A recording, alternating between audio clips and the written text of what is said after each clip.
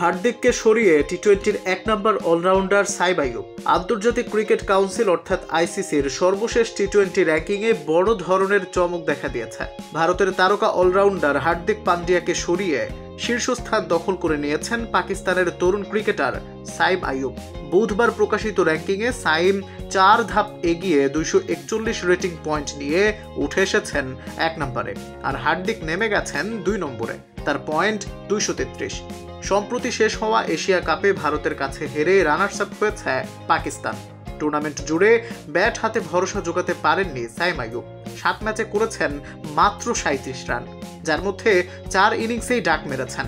তবে বল হাতে তিনি ছিলেন পাকিস্তানের অন্যতম সেরা অস্ত্র। ৭ ম্যাচে ১৬ এভারেজে ৬.৪০ ইকোনমিতে শিকার করেছেন ৮খানা উইকেট। পুরো আসরে পাকিস্তানের সবচাইতে কার্যকরী বোলার ছিলেন সাইম। এই পারফরমেন্সই তাকে পৌঁছে দিয়েছে র্যাঙ্কিংয়ের শীর্ষে। অন্যদিকে ভারতের অধিনায়ক হার্দিক পান্ডিয়া চোটের কারণে এশিয়া কাপের ফাইনাল খেলতে পারেননি। আসর জুড়ে ব্যাটিংয়ে খুব একটা সুযোগও পাননি, আর বল হাতে ৬ ম্যাচে নিয়েছেন মাত্র ৪টি উইকেট। তার ইকোনমি রেট ছিল ৮.৫৭।